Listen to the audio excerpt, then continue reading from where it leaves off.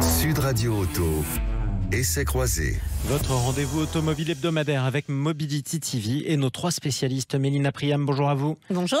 De l'Autojournal, Cédric Fréhour du journal Les Échos, bonjour à vous. Bonjour. Et puis Stanislas Laroumé de Ma Voiture Idéale. Chaque dimanche, on essaie pour vous qui nous écoutez sur Sud Radio un véhicule sur le marché du neuf. Aujourd'hui, on a voulu faire plaisir à Mélina Priam, parce que c'est vraiment son coup de cœur, c'est presque sa chasse gardée.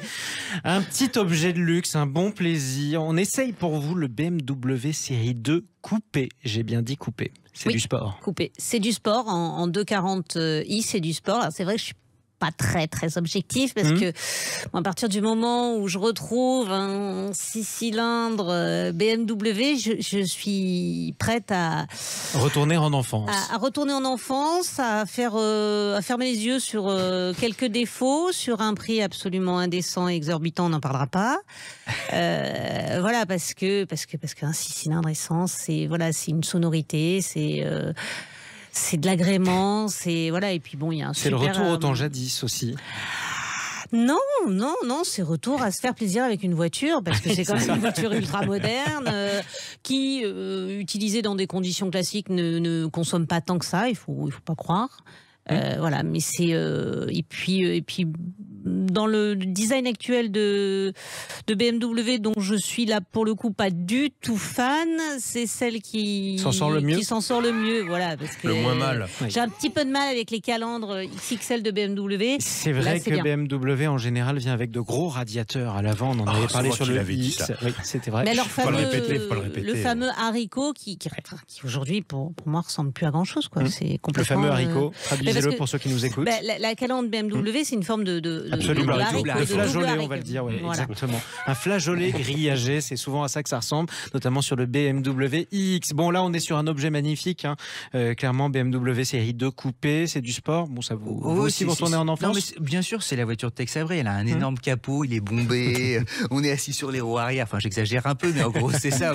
On a envie d'être Alain Delon et d'avoir une clope au bec et de rouler à 180 sur l'autoroute. Vous plaisez aux femmes? Je ne sais pas, oui. Effectivement, il faudrait refaire la réplique. C'est un plongeon dans les années 80. Je sais pas si, tout le monde s'en souvient là autour de cette table, mais de la 323i, qui était un des marqueurs, une BMW série 3 avec justement le fameux 6 cylindres. Au démarrage, boum, on tendait l'oreille. Alors tiens, expliquez à tous les néophytes qui nous écoutent, parce que tout le monde n'a pas pu tester, évidemment dans sa vie, c'est mon cas d'ailleurs, un 6 cylindres, ça change quoi? Pourquoi vous avez des étoiles plein les yeux quand vous prononcez le terme 6 cylindres? Alors vraiment sous le contrôle de mes deux confrères, il y a une rondeur et une onctuosité qui émanent de ces moteurs, qu'on ressent physiquement. C'est-à-dire, il y a une sonorité. Il y a quand on appuie sur la pédale d'accélérateur, une puissance quand même. On sent qu'il y a il se passe quelque chose. Et souvent on le galvaude quand on est journaliste automobile, on dit c'est sensationnel et tout ça. Non, c'est vraiment sensation un peu pilote de chasse. En fait, c'est de la rondeur, de l'onctuosité et ça accélère. Et c'est très linéaire. C'est-à-dire qu'il n'y a pas de rupture. Ça monte dans les tours. Alors ça monte en plus assez vite. Et les passages de vitesse se font super bien. 0 à 100 à combien est-ce qu'on a On doit être Mélina, ça doit être autour de moins de 5 secondes, on doit être à 4-6, je crois. On doit être un petit peu au-dessus de 5 officiellement. Quand on vient de passer par le télépéage, effectivement, on peut se faire plaisir. Oui, c'est bien, jusqu'à 130. Après, il faut faire très attention. Stanislas Laroumé, en toute modération. On parlait d'héritière, mais moi je pense que l'héritière de cette... c'est un peu l'héritière de la 2002 Turbo, qui était la première compacte vraiment sportive, 170 chevaux. Oui, moi je trouve ça génial que BMW perpétue le côté 6 cylindres. Alors c'est un 6 cylindres turbo désormais, parce qu'on l'attendait pas vraiment cette voiture. On se dit tiens, BMW ils font de plus en plus d'électrique.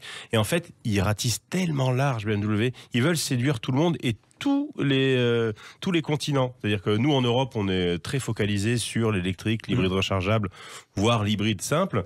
Alors que là, c'est pour quel marché? La voiture est fabriquée au Mexique déjà, donc ils se disent que il y a un gros marché en Amérique du Nord. Alors je parle pas que des États-Unis, l'Amérique du Nord c'est aussi le Canada et le Mexique. Absolument. Il y a un marché aussi, alors tout petit parce qu'au Japon, je crois qu'il y a que 5% des véhicules vendus qui sont importés, le reste c'est que des voitures japonaises.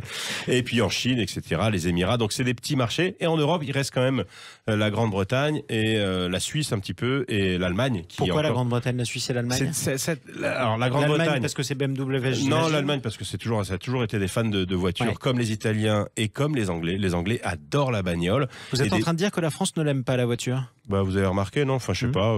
Il y a quelques petites taxes qui c'est sont parce qu'on est entre pendues de temps amoureux en temps. qu'on s'en rend pas compte. Le carburant n'est pas cher, l'assurance non plus. Enfin bon, bref, c'est formidable. C'est une voiture, évidemment, ils savent très bien qu'on va pas en voir trop chez nous. Mais ceci dit, Mélina disait que c'était cher. Oui, c'est cher. Ça vaut 60 700 € hors malus. Le malus. Hors option. Hors option, hors malus. Le malus s'échelonne de 9 560, attention, à 18 188 €. Merci le gouvernement.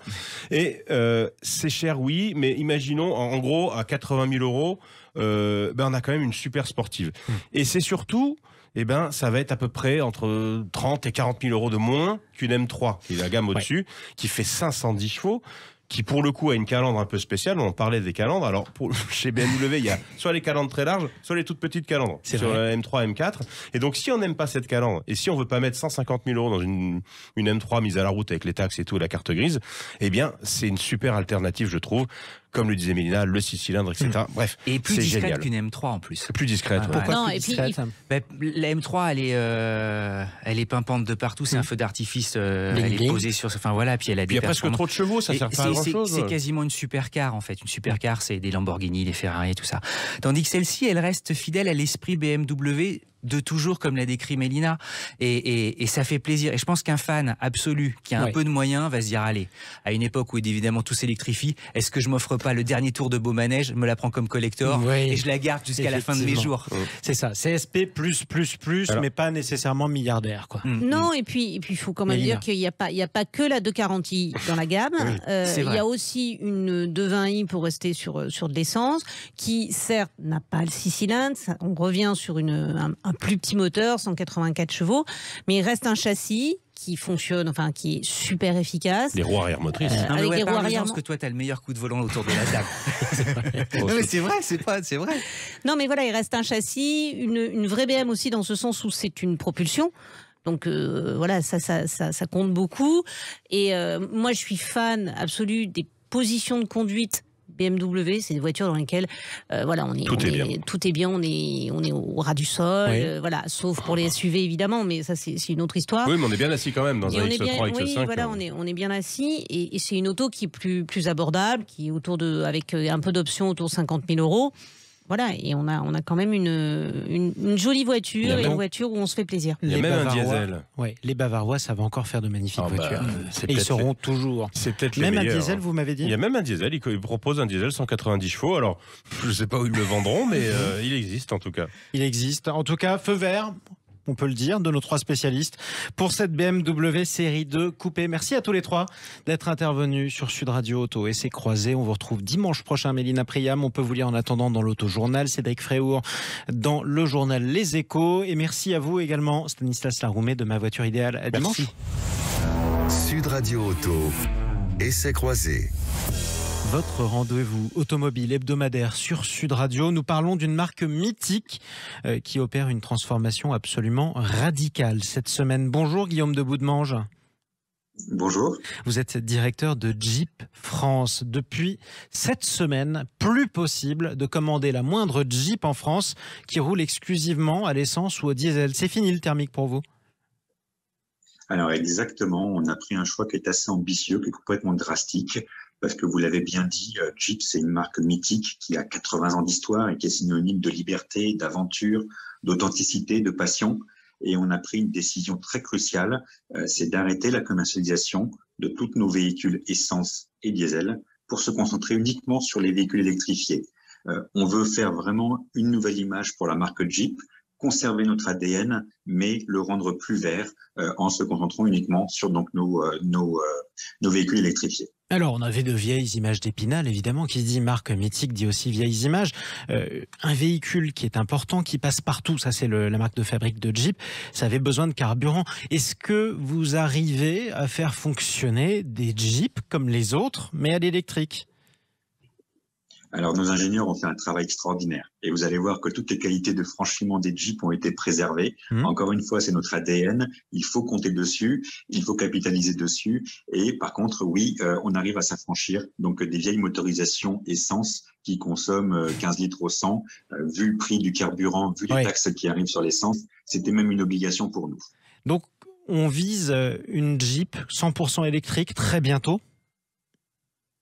Alors actuellement, on a des voitures hybrides, des véhicules qu'on appelle plug-in hybrides qui sont rechargeables et vous faites une transition extraordinaire sur le futur de la marque puisque au Mondial de Paris qui a donc lieu au mois d'octobre prochain, Jeep sera présent et va présenter la première Jeep 100% électrique. Son nom de code, qui n'est pas le nom définitif, c'est Junior Jeep parce qu'on arrivera sur des nouveaux segments de marché en même temps que ce nouveau mode de motorisation 100% électrique pour la marque Jeep. Et donc ce sera une innovation absolument majeure pour Jeep. Évidemment, tous les constructeurs qu'on a reçus dans Sud Radio Auto font face à un dilemme. Passer à l'électrique, oui, mais quid de l'autonomie? C'est le plus difficile, surtout quand on demande de gros efforts aux véhicules qu'on conduit. Et Jeep, justement, c'est pour lui demander une Jeep, c'est pour lui demander de gros efforts. Est-ce que vous arrivez à relever le défi de l'autonomie? Alors, vous savez, Jeep fait partie maintenant d'un groupe Stellantis qui a un portefeuille de marques extraordinaire. Peugeot, Citroën, Opel, Ram, Chrysler, Fiat, DS et j'en passe et j'en passe. Donc je vous rassure, toute la technologie, toute l'autonomie sont présents, sont largement suffisants et Stellantis ne lancera jamais un véhicule qui correspondra pas aux attentes des clients de chacune de ces marques. Donc ce sera mis en commun. Parlons de Jeep maintenant. On a posé la même question à vos rivaux britanniques historiques Range Rover. Quand on est une marque de véhicules mythiques qui passe partout, qu'on a inventé presque les 4x4. Jeep est né dans les années 40 en répondant à un appel d'offres de l'armée américaine. Comment on fait pour continuer à exister dans un univers où toutes les voitures sont des SUV ou presque et donc ressemblent aux vôtres? Alors, on dit souvent que chaque pionnier permet justement d'établir une position et de l'exploiter et de mieux résister aux autres. Et effectivement, vous avez 100 fois raison de le dire, Jeep, Jeep, ça veut dire General Purpose. En anglais, donc GP, General Purpose, qui veut dire véhicule à tout faire. Et Jeep était la première marque qui a inventé effectivement ces 4x4, ces SUV, qui les a commercialisés via l'armée américaine, comme vous le savez, et on a tous la petite image d'Épinal avec les plages du débarquement en juin 44. Mais c'est également Jeep qui a commercialisé le premier SUV à destination donc des particuliers, des civils, et depuis, on a créé cette image. On a associé à Jeep l'image du 4x4. On dit souvent d'ailleurs, je prends la Jeep, même quand le véhicule n'est pas un Jeep, et tout simplement parce que c'est un 4x4. Donc d'un nom propre, on est pratiquement devenu un nom commun. Et ça, c'est extraordinaire. Et ça, les autres, effectivement, n'arrivent pas à l'avoir. Et donc, on capitalise sur cette force, sur cette image qui est extraordinaire. Simplement, on la verdit. Tout simplement parce que c'est le futur et qu'on essaye également d'anticiper le futur tout en capitalisant sur son passé. Allez, revenons quand même sur la marque de fabrique de Jeep, la capacité de franchissement. En gros, il y a un torrent en bas de chez moi, je peux quand même le traverser en Jeep. A priori, j'ai plus de chances de le traverser en Jeep que dans n'importe quel autre véhicule. Comment ça fonctionne et surtout à quoi ça sert dans la vie de tous les jours? Après tout, on n'habite pas forcément au milieu du désert et en montagne. Non, mais chacun a besoin de sécurité, chacun a besoin de l'efficacité d'une motorisation 4 roues motrices. Et ça, c'est effectivement l'ADN de Jeep, d'avoir ces capacités de franchissement qui maintenant se transposent sur une sécurité active dans tous les cas de figure. Il n'y a effectivement pas des torrents au milieu de chaque autoroute, mais il arrive à avoir des orages, et on le sait particulièrement en ce moment. Et vous êtes bien content dans ces moments-là d'avoir un 4x4 à l'approche d'un rond-point, à l'approche d'un virage, ou même sur autoroute. Et là, c'est là où toute la notion de sécurité active que Jeep déploie fait foi et trouve tout son sens. Tiens, d'ailleurs, donnons la définition de la sécurité active. Pour tous ceux qui nous écoutent, c'est quoi? Ça fonctionne comment? Alors, la sécurité active s'oppose à la sécurité passive. La sécurité active permet d'éviter un accident. Donc, c'est tous les systèmes électroniques de contrôle de trajectoire, de capacité à freiner. Typiquement, l'ABS est un élément de sécurité active. Les 4 roues motrices sont un élément également de sécurité active. Par contre, tout ce qui est airbag, ceinture, préventionneur sont des éléments de sécurité passifs. C'est-à-dire qu'une fois que vous avez eu l'accident, hélas, on cherche à protéger les occupants du véhicule. Voilà. C'est ça. Alors j'arrive sur un rond-point, j'arrive un peu trop vite, ou alors quelqu'un d'autre arrive trop vite sur le rond-point où je suis plus en sécurité dans une Jeep que dans beaucoup d'autres voitures. parce que j'ai mes 4 roues motrices pour pouvoir favoriser une manœuvre d'évitement de cette personne qui est arrivée un peu trop rapidement. Et donc, je suis plus agile. Parlons maintenant quand même des capacités de franchissement. Concrètement, je peux passer par où? Enfin, oui, qu'est-ce que je peux faire avec une Jeep?